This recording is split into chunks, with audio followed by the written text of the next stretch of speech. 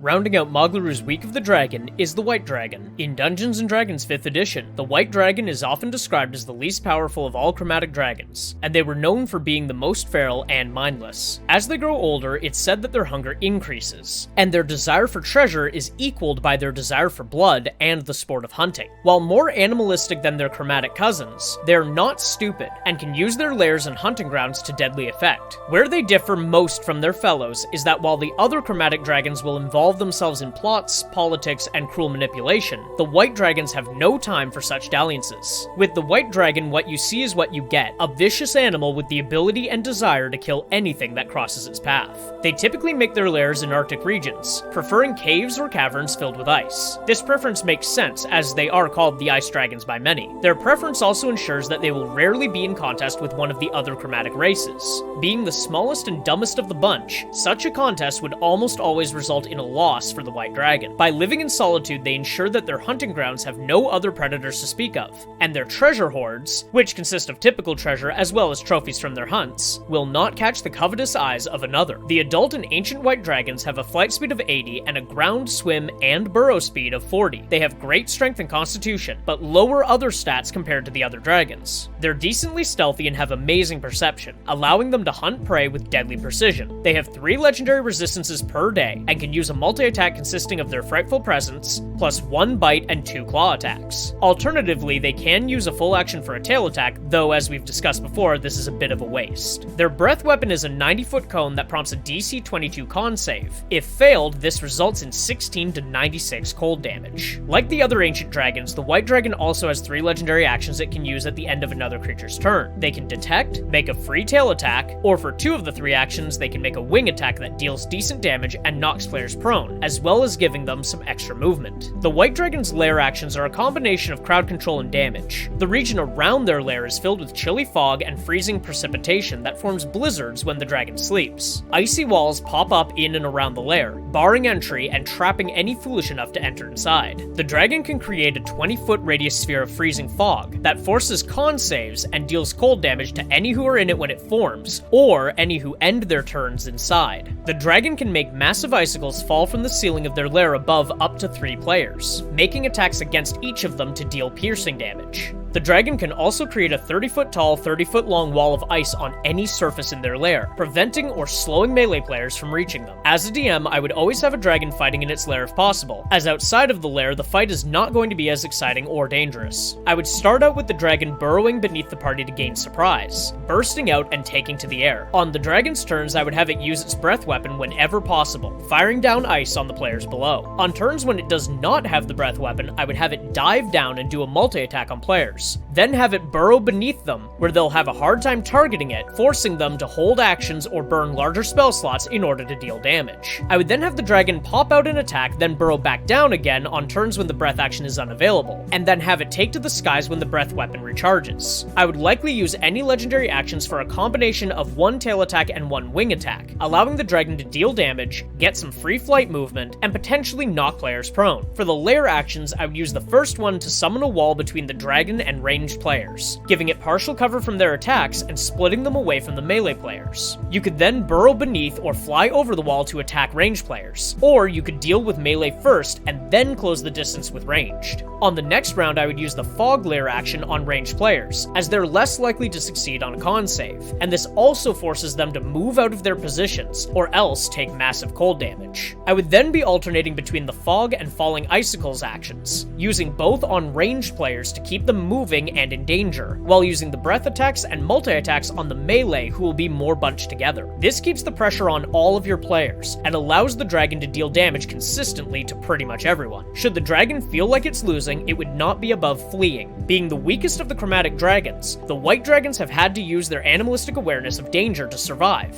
I would have it pop the wall up to block its escape, and then either burrow or fly away, depending on which option is safer. As with all dragons, the modern depiction and physicality of the D&D white dragon has its roots in European lore and mythology. The white dragon as we know it in contemporary media, and especially D&D, is most likely based on the white dragon from the Tale of Vortigern, in which he dug up the resting site of two dragons, one red and one white, against the advice of a local wizard. The two dragons fought, with the red defeating the white, which Vortigern took as a sign that the Welsh, represented by the red dragon, were going to defeat the Saxons, represented by the white dragon, in a battle. In the Middle Ages and later in the 1700s, the white dragon was used as a symbol of Saxon rule, and the people who would later become the people of Britain. It was used in everything from poetry and music to banners, standards, and monuments, and the Saxons would often refer to themselves as the sons of the white dragon. Unfortunately, in modern times, the white dragon, as with most symbols of national pride, has been co-opted by far-right extremists and white supremacists as a symbol of racial purity. An interesting point about this white supremacist notion that white dragons are symbols of purity and power is that while European myths do not state this explicitly for the most part, Chinese mythology does. The white dragons of Chinese myth were associated with the cardinal direction of the south, and with the sun or the moon, as well as holiness, purity, and the powers of creation. However, white dragons in Chinese, Japanese, Korean, and other Asian belief systems can also be representative of death, or the omen of death, with some legends stating that white dragons can be seen by those who are about to die. In many religions and belief systems, the color white itself is associated with purity, calmness of mind, and balance of the body, and white dragons therefore are meant to be manifestations of good, pure intent, which makes it extra unfortunate that they've been used as a symbol of hate. Comparing the monster to the myth, we see that the D&D white dragon is clearly influenced by the Saxon dragons, and like the green dragon, the white dragon of D&D is meant to represent a corruption or opposite of the myth from which it draws its influence. White dragons in mythology are primarily seen as guardians of faith, purity, and life, whereas the white dragons of D&D are feral, animalistic killers who seek nothing more than dominance over others and the taste of blood between their fangs.